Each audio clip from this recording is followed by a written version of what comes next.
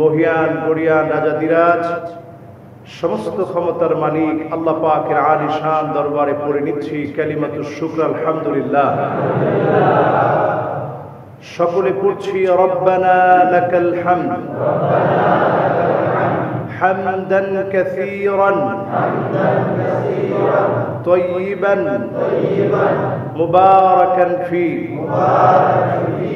ইয়া রাব্বি লাকাল হামদু كما ينبغي لجلال وجهك وعظيم سلطانك প্রশংসা বড়ত্ব ঘোষণা করে দরুদ ও সালাম করছি সাইয়্যিদুল মুরসালিন খাতামুন নবিয়্যিন ইমামুল মুরসালিন ওয়ান নবিয়্যিন আফতাবুন নবুওয়া শাহনশাহে দু জাহা আকায়ে নামদার তাজদার মদিনা আহমদ মুহাম্মদ মুস্তাফা সাল্লাল্লাহু আলাইহি ওয়াসাল্লামের উপরে আল্লাহ পাক আমাদের দরুদ সালামকে কবুল আর মঞ্জুর করুক। সকলে পড়ি আমিন। সম্মানিত হাজিরিন, আজকের জুমআতে বিগত জুমআগুলোর মতো আজকের জুমআতেও আমরা আলোচনা করার চেষ্টা করব ইনশাআল্লাহ। আমাদের নফসটাকে যখন আমরা নষ্ট করে ফেলি, মন চাহি জিন্দেগি যখন আমরা যাপন করি, আল্লাহ পাকের পক্ষ থেকে কিছু আযাব, অসন্তুষ্টি, বরকত উঠে যায়। যে বরকত উঠে যাওয়ার কারণে নানা ধরনের শাস্তি আমরা সচক্ষে দেখতে পারি।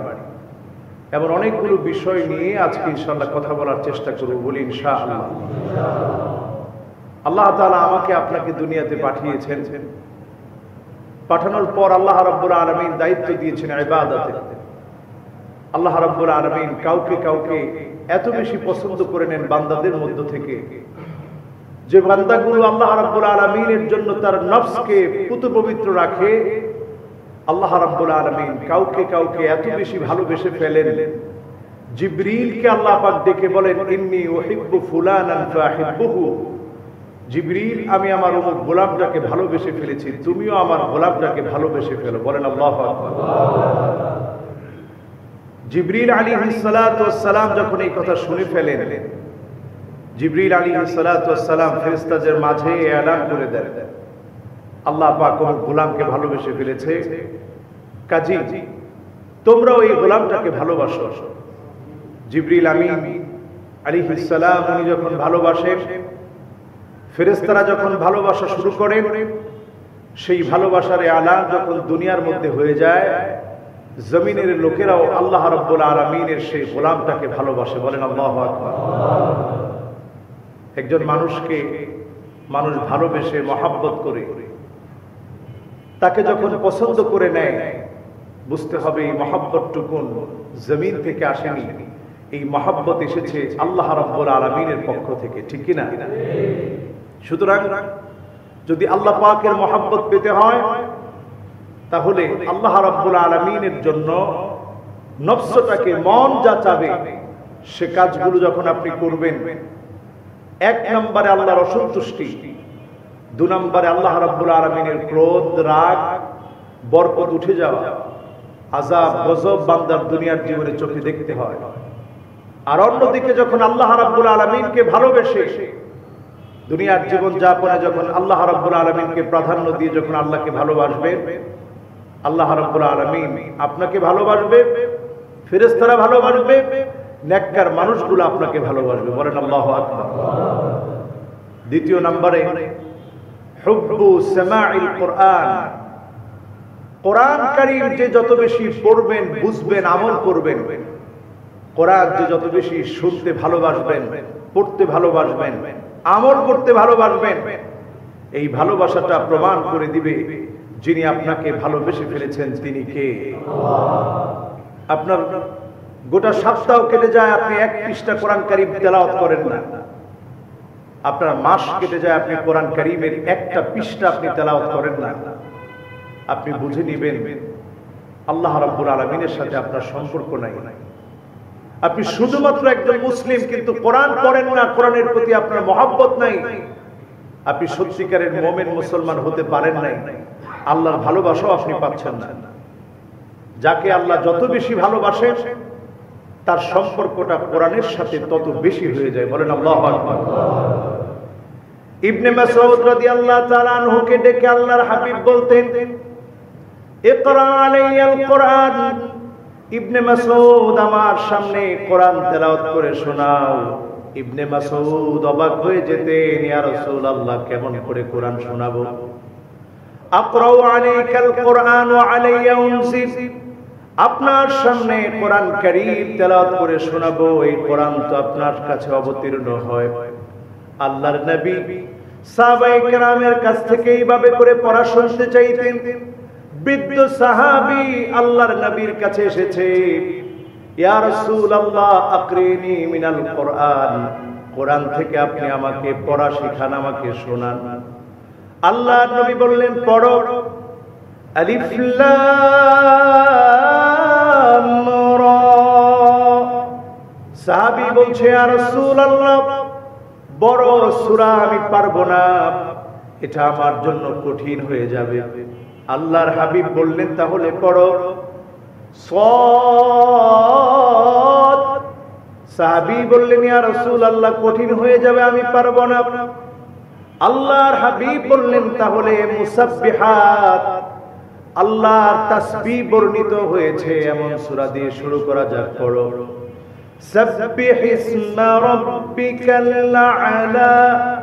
সাহাবী বলছে, ইয়া রাসূলুল্লাহ এটাও আমার জন্য কঠিন মনে হচ্ছে। আল্লাহর হাবিব বললেন, তাহলে পড়ো ইযা যুলজিলাতিল আরদু জিলজালাহা। সাহাবী এবার তেলাওয়াত শুরু করলেন, শেষ পর্যন্ত তেলাওয়াত করলেন। আল্লাহর হাবিবের সামনে দাঁড়িয়ে বললেন, আল্লাহর কসম করে বলছি, লা আযীদু আলাইহা আবাদা। এই সূরা জিলজাল আমি তেলাওয়াত করলাম, এর উপরে কোনো কিছু আমি বাড়াবো না, কমাবো না, আমল করার চেষ্টা করব। আল্লাহর হাবিব সাহাবীদেরকে ডেকে বললেন, সাহাবীরা শোনো, আল্লাহর জান্নাতের কোন জান্নাতি গোলামকে যদি তোমরা দেখতে চাও, এই ব্যক্তির দিকে তাকিয়ে দেখে নাও, এই ব্যক্তিটা আল্লাহ রাব্বুল আলামিনের জান্নাতের জান্নাতি হয়ে যাবে। একটি সূরাকে ভালোবেসে আমল করার দ্বারা সাহাবায়ে কেরাম জান্নাতি হয়েছে। একজন সাহাবী ওনাকে দায়িত্ব দেওয়া হলো নামাজ পড়ানোর জন্য। সাহাবী নামাজ পড়াতে গিয়ে প্রতি রাকাতে সূরা ইখলাস পড়ে। সাহাবায়ে কেরাম রিদওয়ানুল্লাহি আলাইহিম আজমাইন এসে রাসূল সাল্লাল্লাহু আলাইহি ওয়াসাল্লামকে বললেন, ইয়া রাসূলুল্লাহ উনি সব দিক থেকে ভালো, উনি মুত্তাকি, পরহেজগার, আমাদের চাইতে কোরআন তেলাওয়াত ভালো, কোরআনের জ্ঞান আমাদের চাইতে বেশি, কিন্তু উনি প্রতি রাকাতে সূরা ইখলাস পড়ে। আল্লাহর হাবিব জিজ্ঞাসা করলেন, মাস সাবাব লিলুজুমি হাদিহি সূরা। সাহাবী সূরাটাকে আবশ্যক করে নেওয়ার কারণ কি?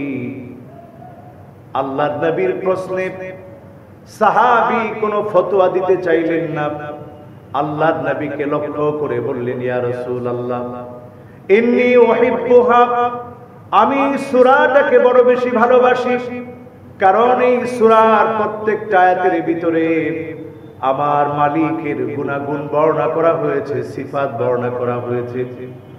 লিআন্নাহা সিফাতুর রহমান, আমার আল্লাহর সিফাত বর্ণনা করা হয়েছে।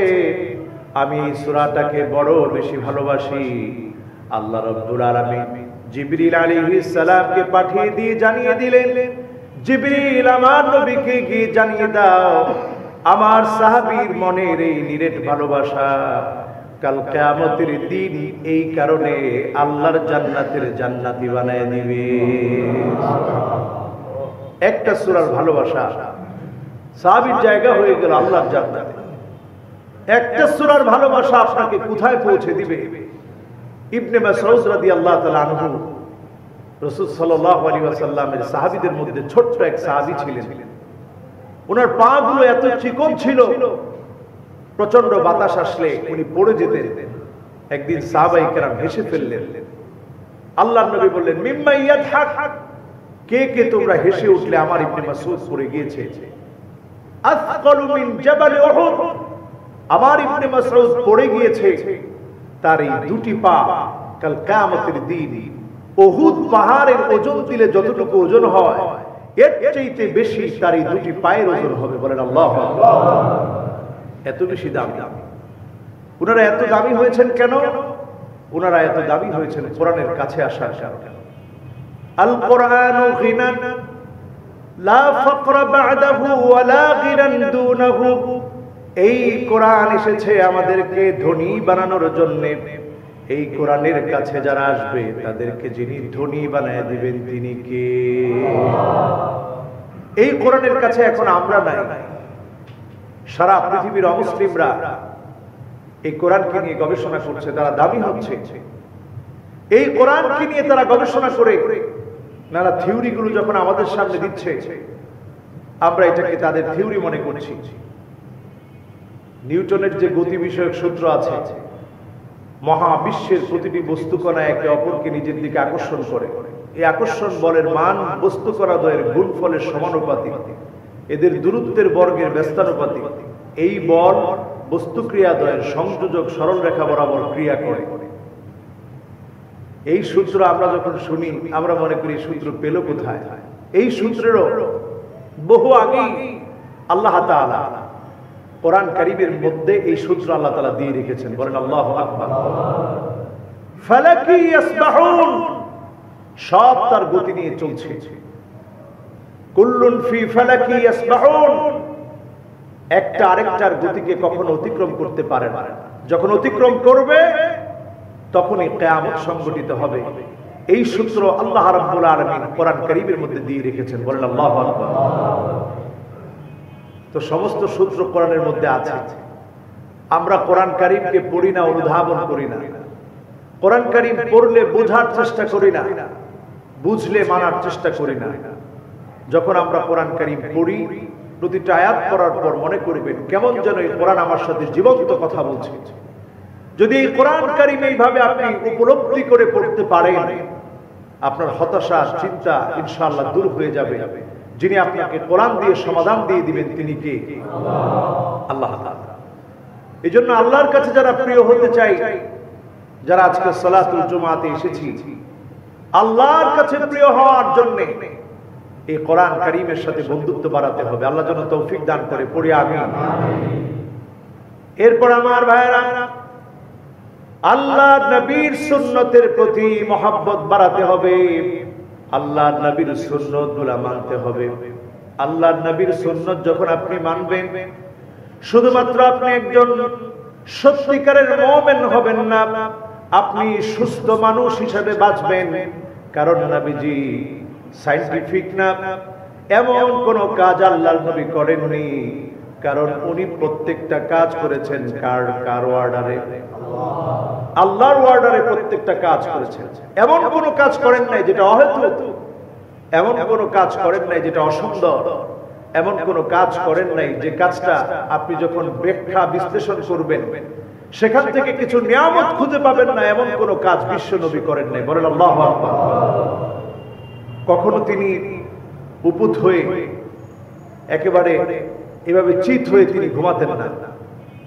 আবার কখনো বিশ্বনবী সাল্লাল্লাহু আলাইহি ওয়াসাল্লাম বাম দিকে ফিরে ঘুমাতেন না, ডান দিকে ফিরে তিনি ঘুমাতেন। বলেন আল্লাহু আকবার। সায়েন্টিফিক ভাবে এখন প্রমাণিত।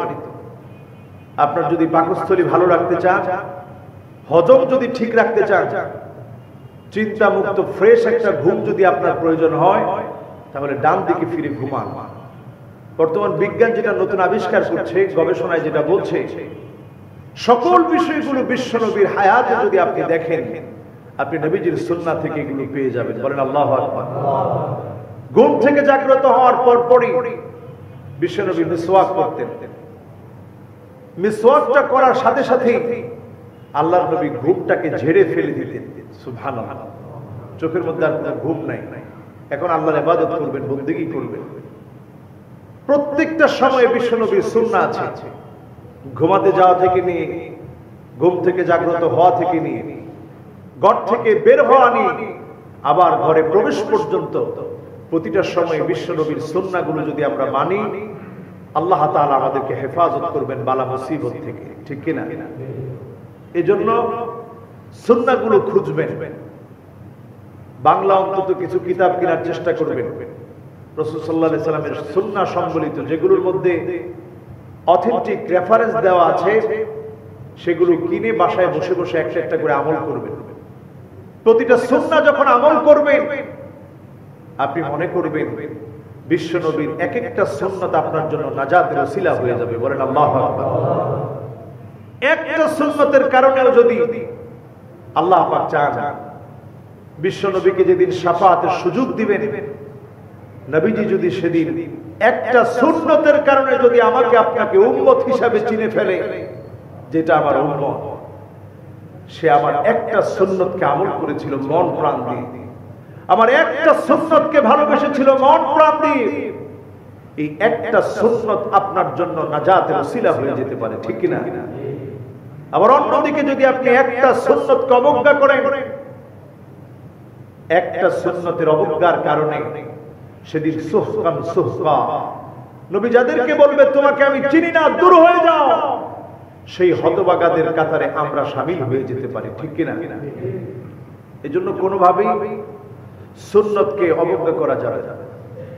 যতটুকু পারবেন সুন্নাহ মানার চেষ্টা করেন, যতটুকু পারবেন। কোন সুন্নত মানা কষ্ট না।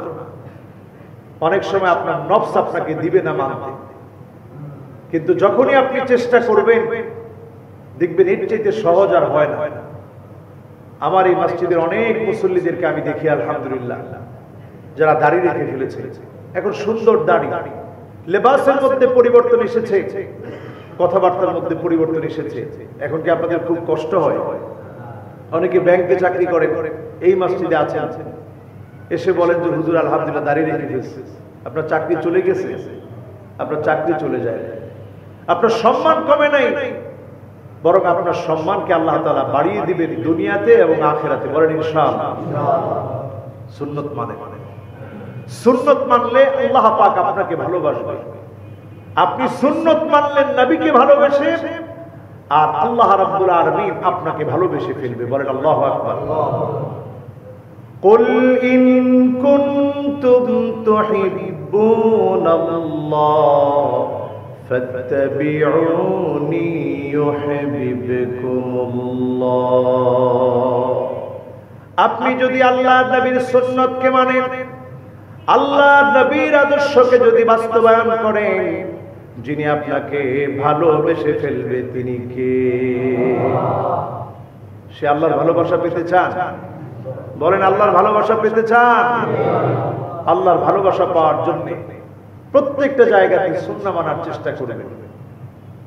আমরা পারিবারিক ক্ষেত্রে অনেক সময় অসফল হই, সাংসারিক জীবনে সফলতা পাই না, সব জায়গায় সম্মান পেলেও সংসারে সম্মান পাই না। এটার অন্যতম কারণ আমরা রাসূল সাল্লাল্লাহু আলাইহি সাল্লামের সুন্নাহটাকে সাংসারিক জীবনে কখনো অ্যাপ্লাই করি না। রাসূল সাল্লাল্লাহু আলাইহি সাল্লাম এত ব্যস্ততার মাঝেও তিনি যখন পরিবারের কাছে আসতেন তিনি সময় দিতেন। বাড়িতে ঢোকার আগেই তিনি ছোট্ট খাদেম হযরত আনাস রাদিয়াল্লাহু তাআলা আনহুকে দিয়ে খবর পাঠিয়ে দিতেন, গিয়ে বলো আমি বাড়ি আসছি। আল্লাহর নবীর স্ত্রীরা বিশ্ব নবীর বাড়ি আসার সংবাদ শুনে সবাই যার যার ব্যস্ততা রেখে বিশ্ব নবীর জন্য অপেক্ষা করত। বলেন আল্লাহু আকবার। বিশ্ব নবীর জন্য অপেক্ষায় থাকতো আল্লাহর নবী। তারপর ঘরে এসে তাদের সঙ্গে সময় কাটাতেন।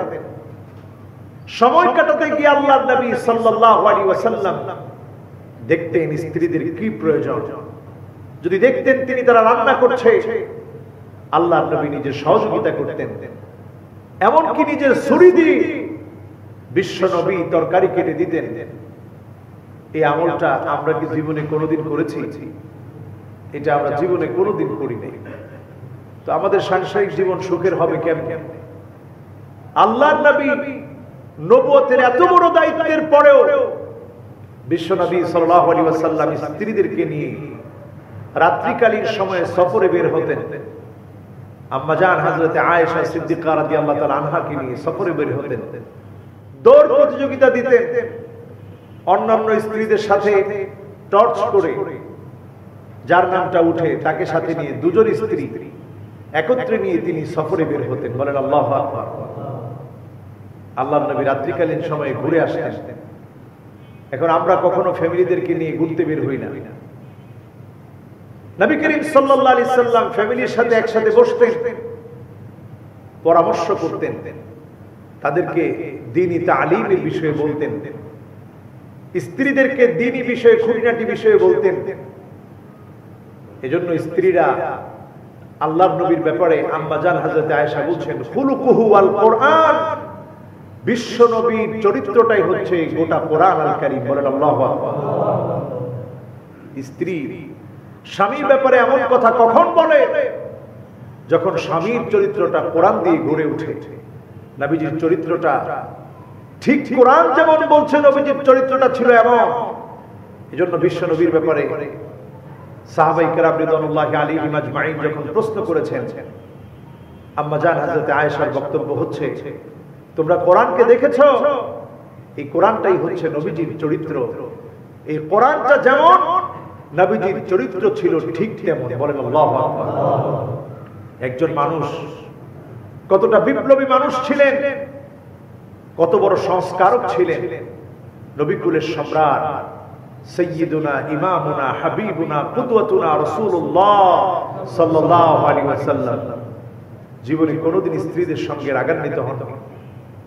একদিন আম্মা জান হযরতে আয়েশা সিদ্দিকা রাদিয়াল্লাহু তাআলা আনহা রাগ করে, ছোট্ট মানুষ, একটি পাত্র তিনি হাত থেকে ছেড়ে দিলেন, ভেঙে গেল। সাহাবায়ে কেরাম বসা, ওনারা আওয়াজ পেলেন যে কোন একটা কিছু ভাঙা হয়েছে।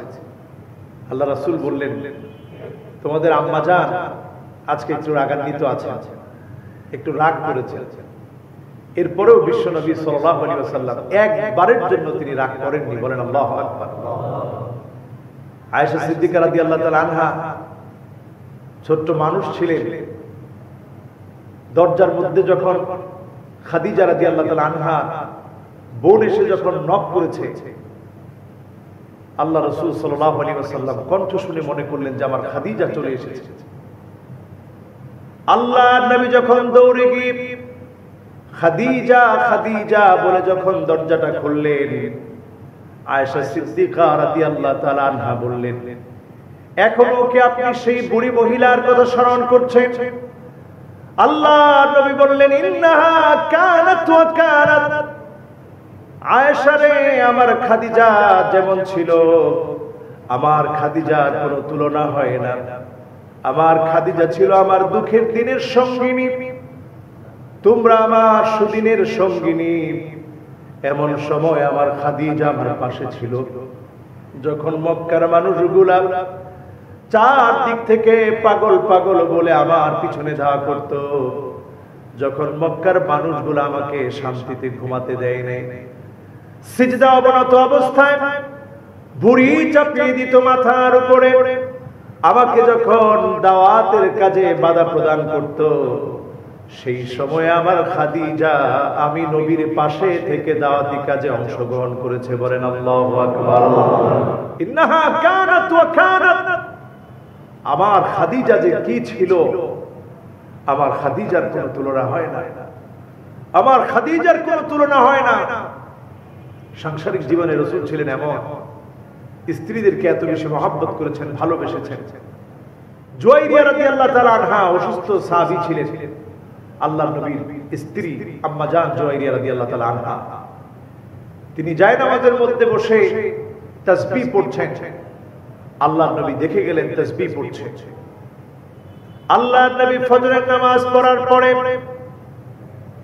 দীর্ঘ সময় সাহাবায়ে কেরামের সঙ্গে কাটিয়ে যখন ঘরে ফিরলেন, আল্লাহর নবী তাকায় দেখেন জুয়াইরিয়া তখনও পর্যন্ত বসে বসে তাসবিহ পড়ছে।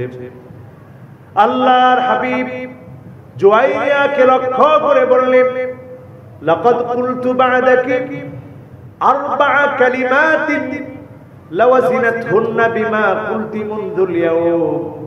জুয়াইরিয়া রে, এখন আমি তোমাকে 4টা কালেমা শিক্ষা দিয়ে দিব। এতক্ষণ পর্যন্ত তুমি যত জিকির করেছ, এই 4টা কালেমা যদি এক পাল্লায় রাখা হয়, অন্যদিকে যদি সব জিকিরগুলা রাখা হয়, আজকের সব জিকিরের চাইতে 4টা কালেমার পাল্লা আল্লাহ ভারী বানায়া দিবে।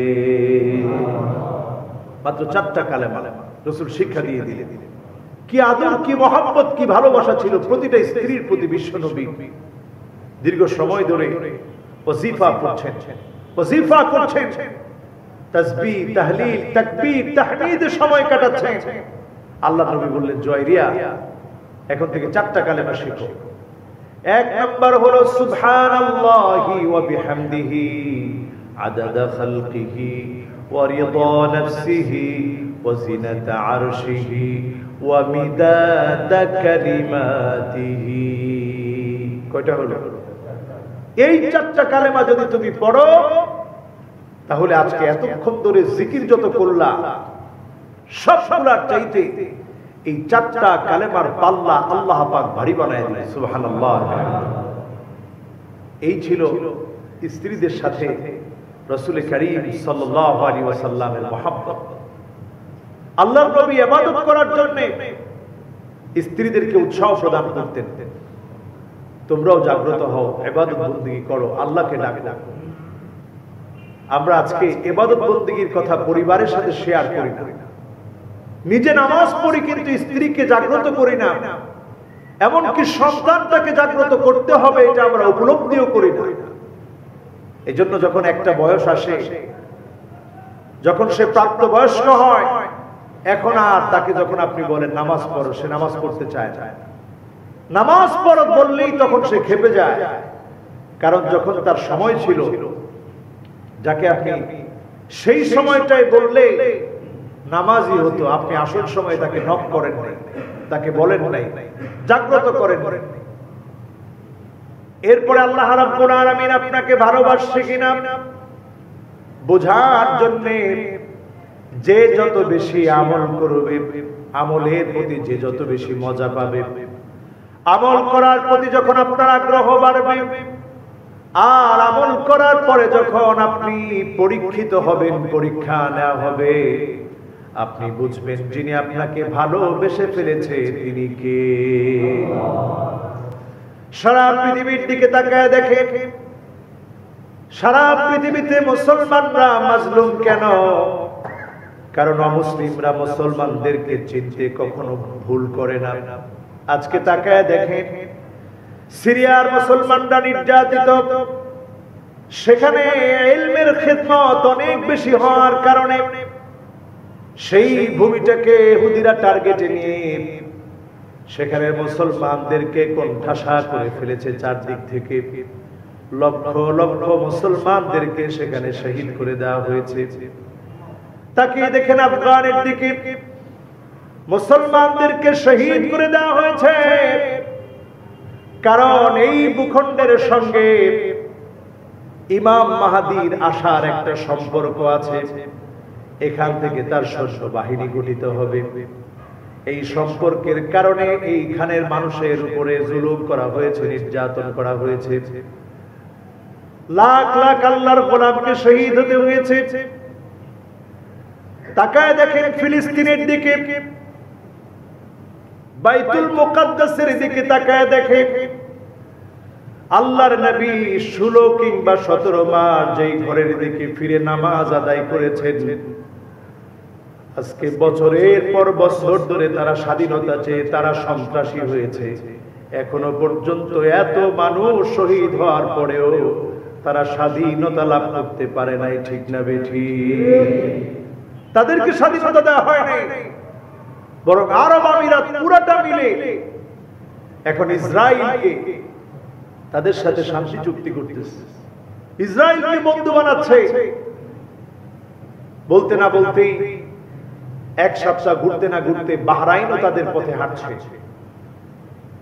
সামনে দেখবেন আরো অনেক দেশ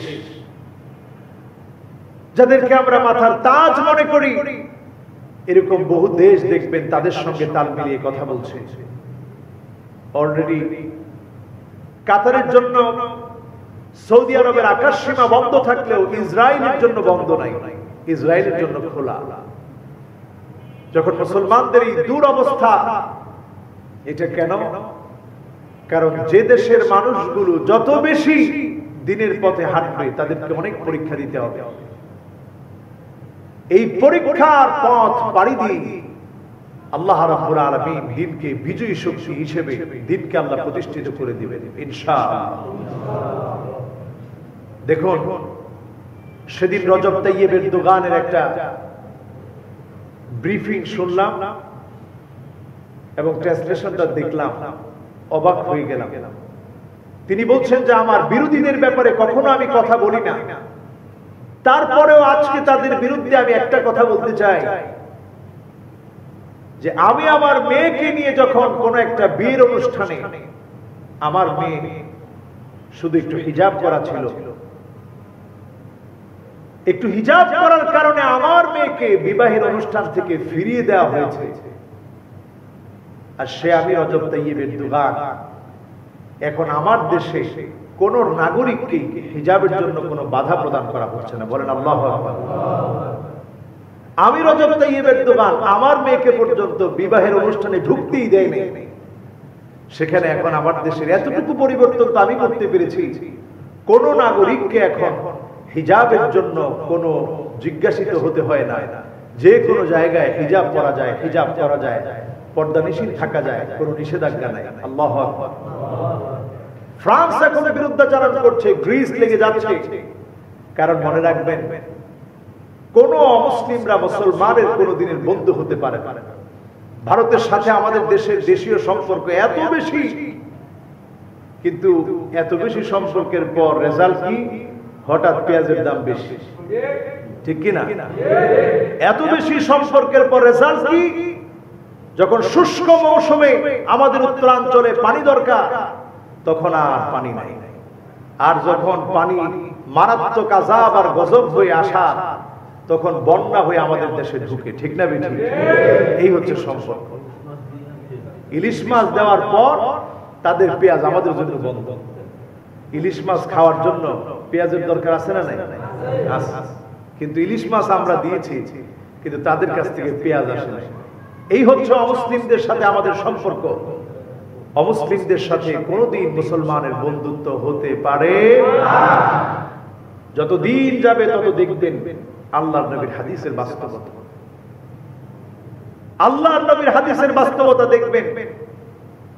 যত দিন যাবে দেখবেন অমুসলিমরা কিভাবে আমাদের বিরুদ্ধাচরণ শুরু করে। কারণ তারা টের পাচ্ছে যত দিন যাচ্ছে কিয়ামতের সময়টা কাছে না দূরে। এই কাছের সময়ে নানা ধরনের বিষয়গুলো আপনাদের চোখে পড়বে। এই যে আপনারা দেখেছেন গত বুধবার থেকে হাটহাজারী মাদ্রাসা যে সমস্যার সৃষ্টি হলো, এই বাংলাদেশে উম্মুল মাদারিস খ্যাত মাইনুল ইসলাম হাটহাজারী মাদ্রাসা, এটা সমস্ত মাদ্রাসার, বাংলাদেশের সমস্ত মাদ্রাসার একটা প্রাণ কেন্দ্র। এই মাদ্রাসায় যখন কোনো একটা ঘটনা ঘটে, এটা শুধুমাত্র হাটহাজারীর ঘটনা না, বরং এটা পুরা জাতির ঘটনা হয়ে ওঠে, ঠিক কিনা?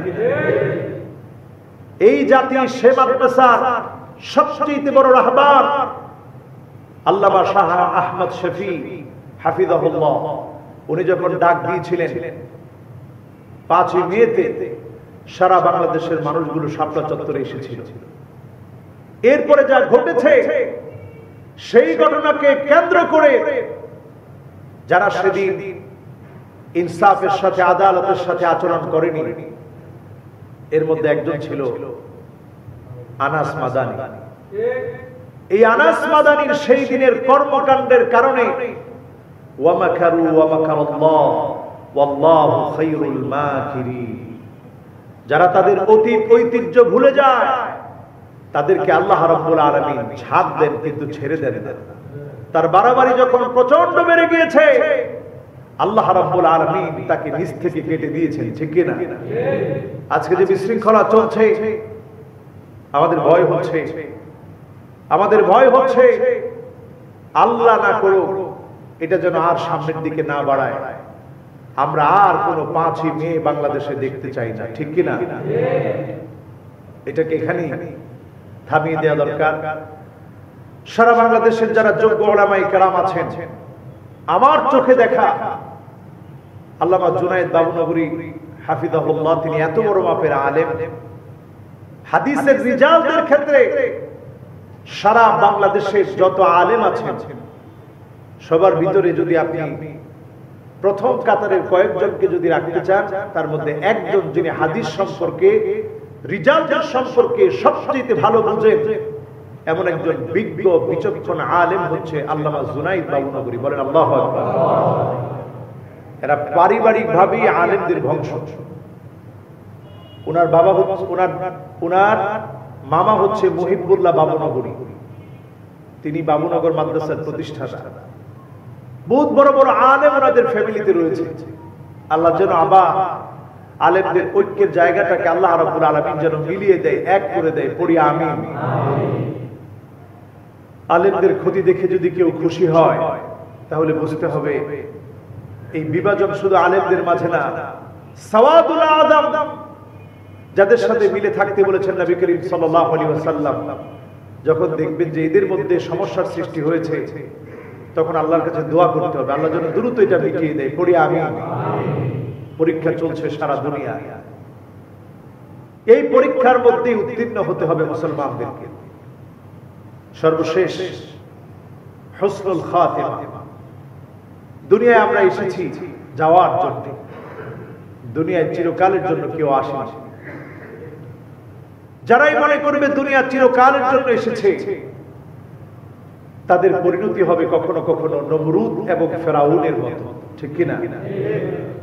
দুনিয়ায় চিরকালের জন্য কেউ আসেনি।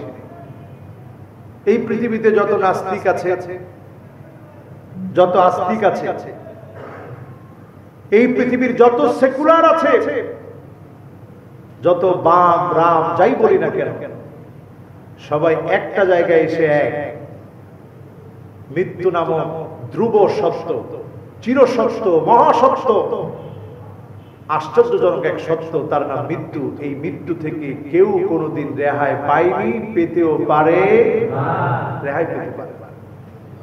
সেই মৃত্যুর জন্য প্রস্তুতি নিতে হবে। আল্লাহ যাকে ভালোবেসে ফেলেন, তার মৃত্যু এমন সময় হয়ে যায়, আল্লাহ রাব্বুল আলামিন জীবনের শেষ সময়ে এসে তাকে কোনো না কোনো একটা ভালো কাজ করার সুযোগ দেন।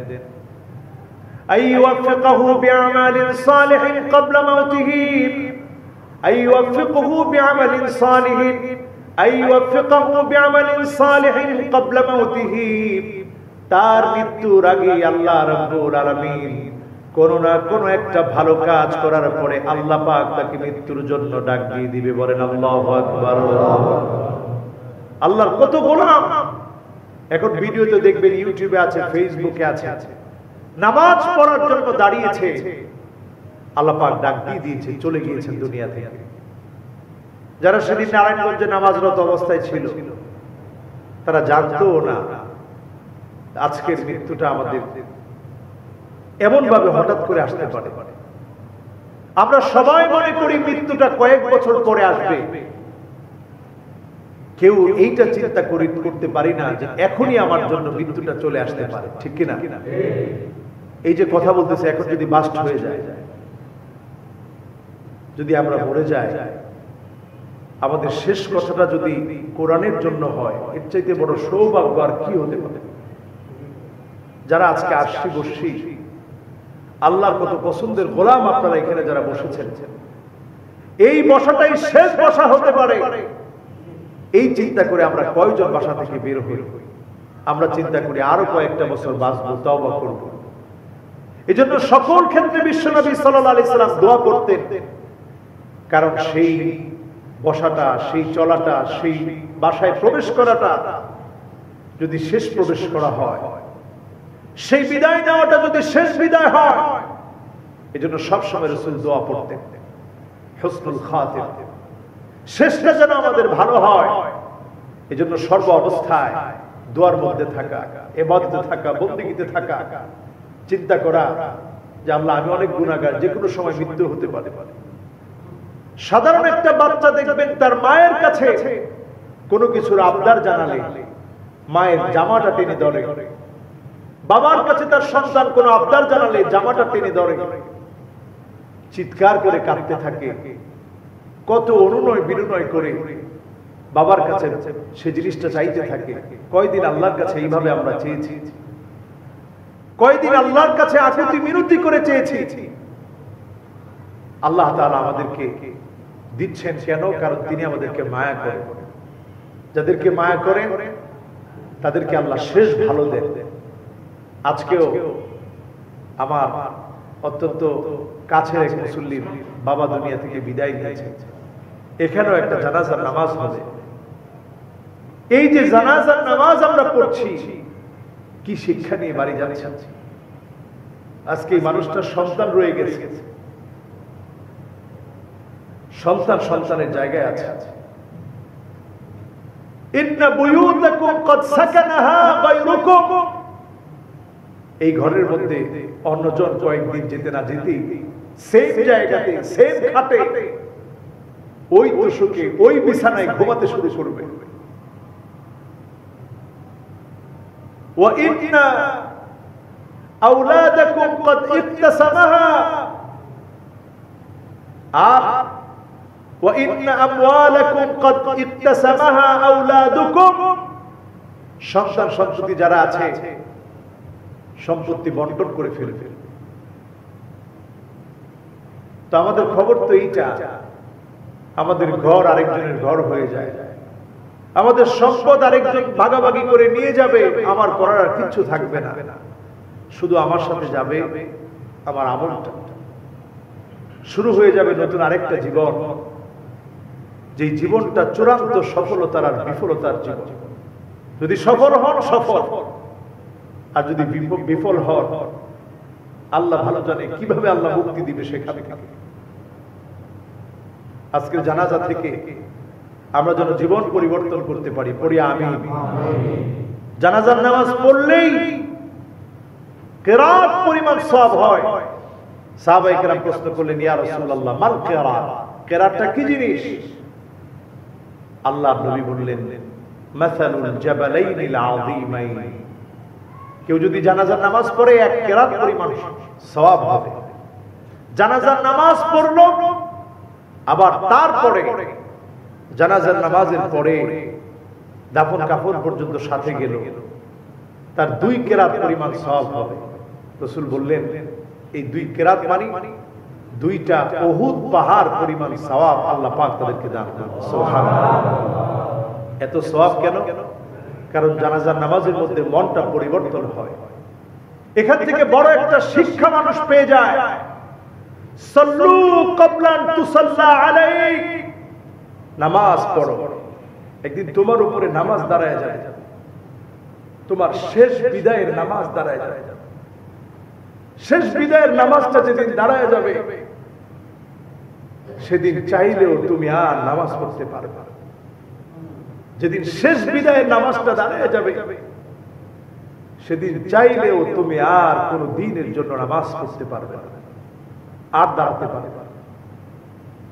এখান থেকে বড় একটা শিক্ষা এটি, সাল্লু, নামাজ পড়ো, ক্বাবলা আন তুসাল্লা আলাইহি, নামাজ যেদিন দাঁড়ায় যাবে, দাঁড়িয়ে গেলে আর নামাজ পড়া যায় না।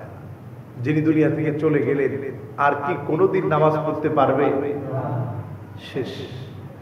আমরা যারা জীবিত আছি, আল্লাহ তাআলা যেন আমাদেরকে নামাজি দিনদার হিসেবে আল্লাহ কবুল করে, পড়ি আমিন।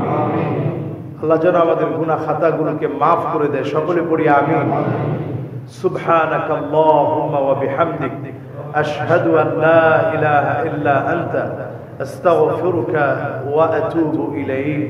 ওয়াসসালামু আলাইকুম ওয়া রাহমাতুল্লাহি ওয়া বারাকাতুহু। আলোর পথে 24 ঘন্টা শুধু ইসলাম প্রচার।